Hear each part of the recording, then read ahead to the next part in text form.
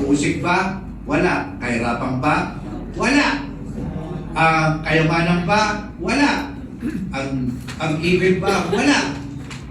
Anong masawin? Wala pa makipag-iwalay sa'yo. Sino lang pwede makipag-iwalay? Ikaw. Ikaw ang aalis. Kapag ikaw ang umiwalay. Kaya ang tawag natin doon, backslider. Pero sa kanila, hindi rin backslider yun. Talagang hindi ka tumanggap. Kasi nagpapakunwari ka lang. Pero kapag binasa mo ang mga text po na napakarami po sa Bible, mamaya po yan po sa inyo, makikita nyo na mali po yung konseptong yun. Totoo, wala maki-snatch kasi hawa ka ng Diyos kasi nagpapahawa ka. Totoo, wala makipag-iwalay sa inyo kasi maganda ang inyong intimacy. At totoo rin naman, kung nagsimula ang Diyos, magkasama kayo, tatapusin niya yun kasi kasama, inalaw mo, nakasama mo ang Diyos. Pero kung ikaw mismo ang iiwalay, Ano nga, apostasi nga yun. Okay po ba tayo nagkakaintindihan? Oo, apostasi nga. So, palakpakan natin ang Panginoon. Ang kaligtasan na hinaan dyan. Umalis ka. Next slide please. Kaya salvation, God's work starts. Salvation, God's work start from the finish.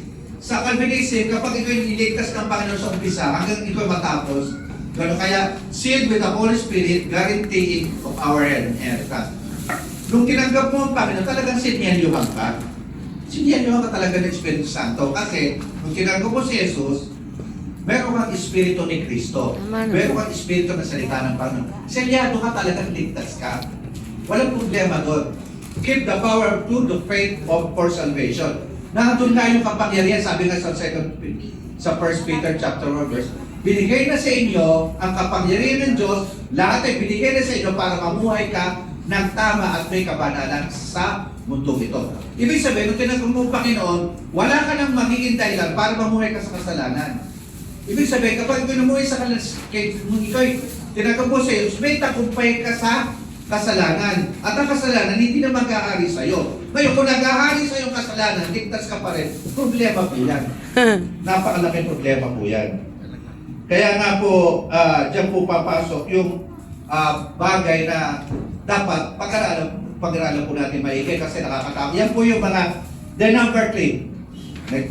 Apostate were never truly saved. Kung ikaw man ay tumalikod, kung ikaw man nagkasala, ikaw man namumuhay sa kasalanan, they were out of from us, but they were not for us.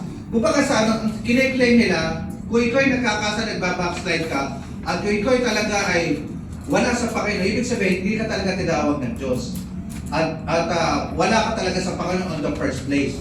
Kung baka sa ano, pumato ka sa Emmanuel Church, na ikaw ay nagpapanggap para kang Goat. W, para kang agent, pumasok ka sa isang church at ikaw ay magpapanggap ng isang Kristiyano, pero hindi ka pa palagang totoo Kristiyano.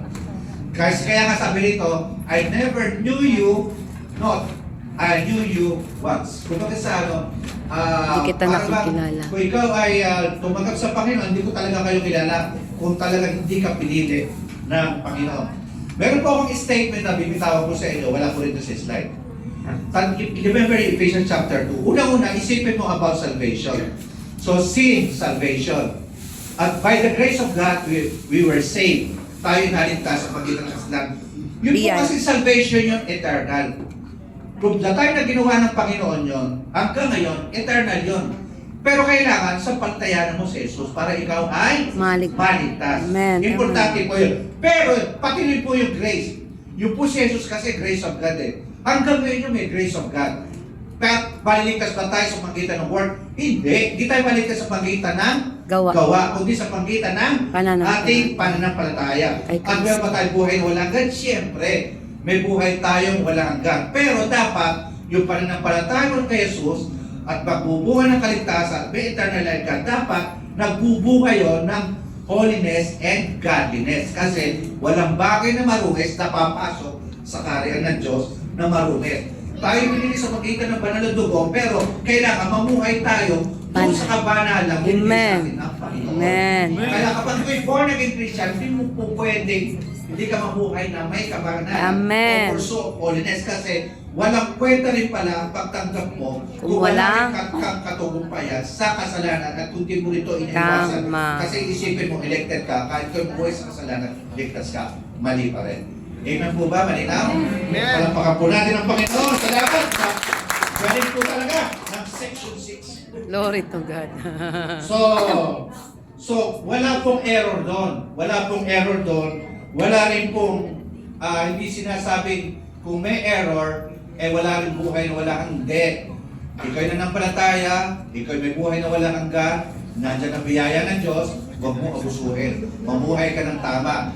At huwag kang mamuhay sa kasalanan kasi ang kasalanan kapag nagbunga yan ng Kamatayan. Amen.